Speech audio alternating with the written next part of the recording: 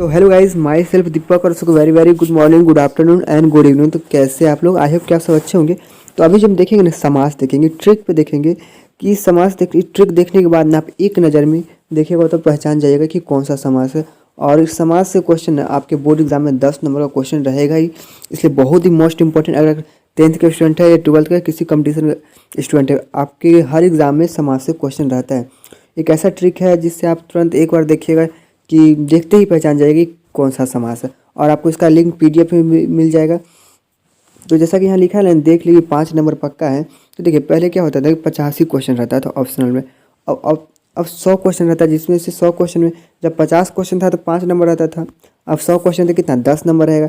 इसलिए इसको वीडियो बिना स्किप किए लास्ट तक देखिएगा ना, तो आप 10 नंबर का क्वेश्चन आराम से आप बना के आ जाइएगा।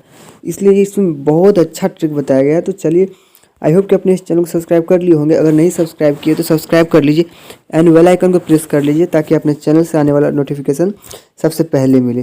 तो चलिए हम देखना स्टार्ट करते हैं कि समास। पहले तो ये जानिए कि समास जो है ना 6 टाइप का होता है। पहले ये समझ समास का क्या अर्थ है, व्हाट इज मीनिंग ऑफ समास।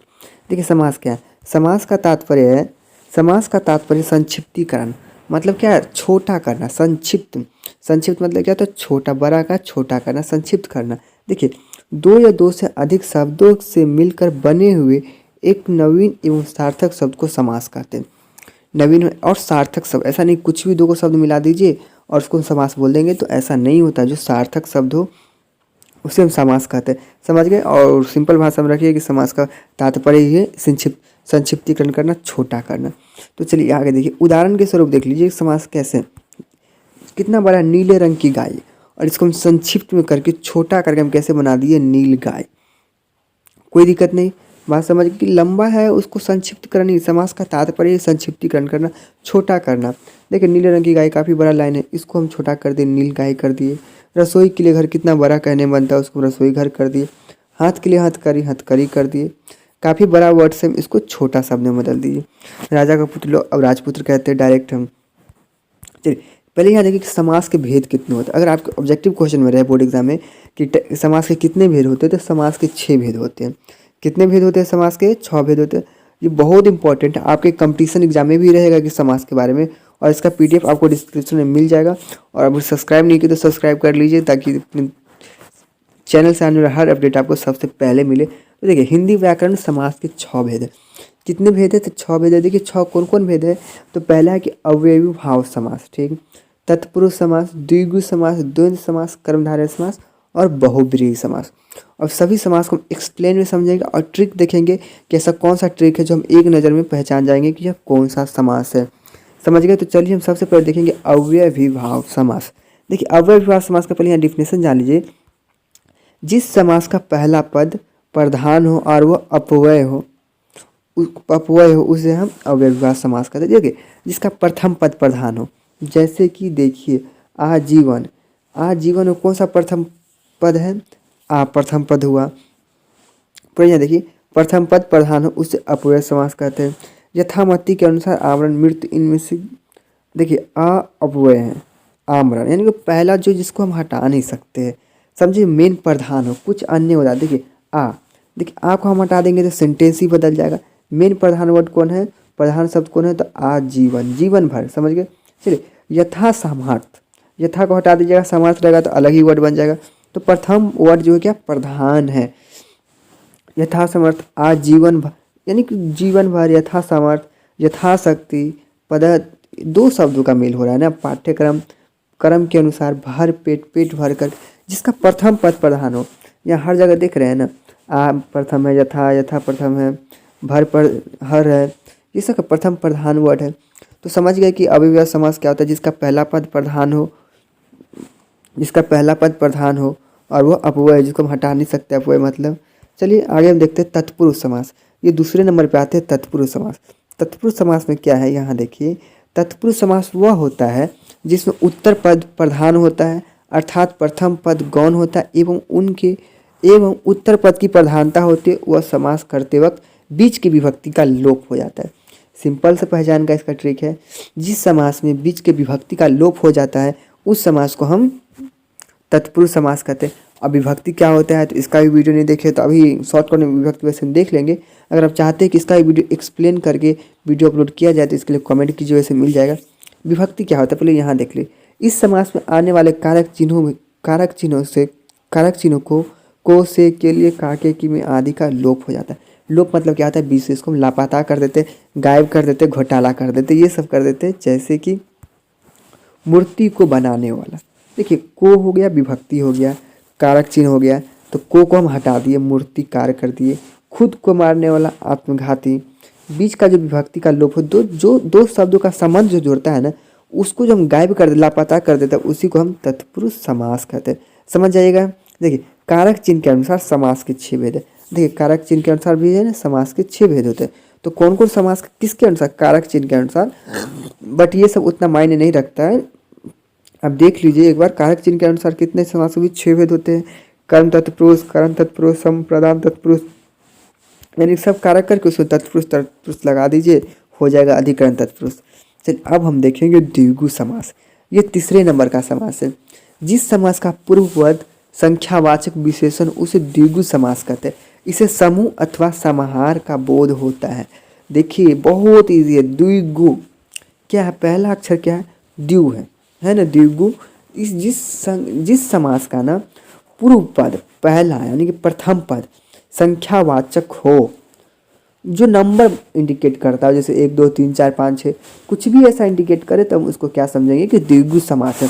द्विगु समास को ना जैसे कि एग्जाम्पल देके देखिए, चौराहा, त्रिकोण, तिरंगा, चारपाई, सब में नंबर लगा हुआ है। जिसमें भी गिनती वाला संख्या रहे उसको हम क्या द्विगु समास बोलेंगे। आराम से पहचान जाएगा, कहीं कोई दिक्कत नहीं। तो चलिए समझ गए होंगे। चलिए द्वंद्व समास क्या है। जिस समास के दोनों पद प्रधान होते तथा विग्रह करने पर और तथा अथवा एवं लगता है तो वह द्वंद्व समास का। देखिए जिस समास का दोनों पद प्रधान हो, पहला और दूसरा, देखिए इसका ना सिंपल सा ट्रिक है।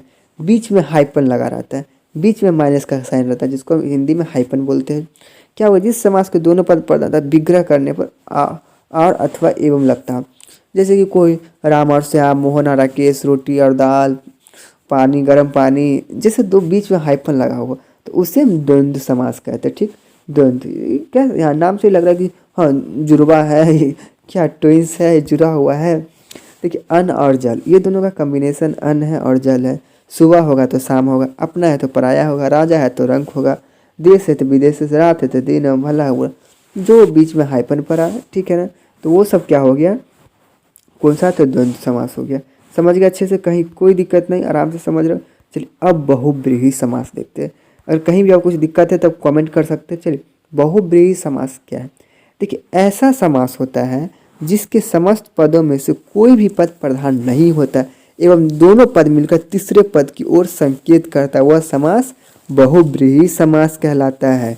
देखिए ऐसा समास होता है जिसके समस्त पदों में कोई भी पद प्रधान नहीं होता है, यानी कि कोई भी नहीं पहला पद होगा नहीं अंतिम पद, दोनों में से कोई भी पद प्रधान नहीं होगा, और ये कोई तीसरे की ओर इशारा कर देते हैं, किसी थर्ड पर्सन की तरफ इशारा कर देते हैं और हम समझ जाते हैं कि किसी थर्ड पर्सन की ओर इशारा कर रहा है। तो ऐसे समास को क्या कहते हैं, बहुब्रीहि समास कहते हैं। देखिए तीसरे के पद की ओर संकेत करता है, थर्ड पर्सन की ओर इंडिकेट करता है। तो जैसे देखिए हम महादेव को दशानन, हम रावण को बोलते हैं दशानन। तो दशानन हम उसको क्यों बोलते हैं, क्योंकि उसके पास 10 सिर है, 10 मुख है। नीलकंठ, हम नीलकंठ क्यों बोलते हैं, क्योंकि मेरे जो हम लोग के जो भोलेनाथ है, जो शंकर महादेव हैं, उनका क्या नीला है कंठ, जिसका अर्थात हम क्या मतलब लेते हैं, शिव। हम जैसे कोई नीलकंठ बोलता है तो नीलकंठ तो हम सीधे समझ जाते हैं हम महादेव के बारे में बोले, शिव के बारे में बोले। पीताम्बर, तो क्या है पीताम्बर, क्या पीला वस्त्र, जिसका किसका वस्त्र है, ये विष्णु जी के इंडिकेट करता है, श्री कृष्ण भगवान के इशारा कर रहा है। देखिए लंबोदर, तो क्या लंबोदर किसको हम बोलते हैं, गणेश जी को बोलते हैं, जिसका पेट मतलब उग्र हो, उदर पेट यानी कि जिसका पेट बड़ा हो, जिसका अर्थ होता है गणेश जी। श्वेतांबर, जिसको हम श्वेत समझते हो, जिसका वस्त्र होता है सरस्वती जी बोलते हैं। समझ गए, कोई तीसरे ओर के तीसरे शब्द को इशारा कर दे हो, इंडिकेट कर दो थर्ड पर्सन की ओर, तो हम उसको समझ। जैसे दशानन, जैसे मेरे मन में दशानन है तो हम समझ गए कि रावण, इसको क्यों बोलते दशानन, क्योंकि उसका 10 मुख है, उसको रावण बोलते, रावण दशानन बोलिए। आई होप कि समझ में आ रहा होगा। कहीं कुछ दिक्कत है तो कमेंट कीजिए, रिप्लाई मिलेगा आपको। ठीक है, उसका यहाँ देखिए कि वह समास अब पढ़ें कर्मधारय समास। कर्मधारय समास क्या होता है? देखिए, वह समास जिसका पहला पद विशेषण, वह समास जिसका पहला पद विशेषण एवं दूसरा पद विशेष्य होता है अथवा पूर्व पद एवं उत्तर पद में उपमान उपमेय का संबंध माना जाता है, कर्मधारय समास कहलाता है। देखिए, कंपैरिजन विशेषता विशेषण बताता है। जिस भी समास में उपमेय का संबंध हो या विशेषता, सिंपल समझिए ना, जो स्पेशल क्वालिटीज बताता हो ना, उसको हम क्या बोलते हैं? कर्मधारय समास बोलते हैं। समझ गए? देखिए, कर्मधारय समास कहलाता है। देखिए, इस समास का उत्तर पद प्रधान होता है एवं विग्रह करते समय दोनों पदों के बीच में के समान जो में से किसी एक शब्द का प्रयोग किया जाता है। किसका प्रयोग किया जाएगा? अगर किसी भी, अगर दिया रहे क्वेश्चन में ऑब्जेक्टिव में, तो उसको बनाइए सेंटेंस में कि सेंटेंस के बीच में अगर के और में आ गया, देखिए बीच में के और है जो आ गया ना, तो समझ जाइए कौन सा समास है, कर्मधारय समास है।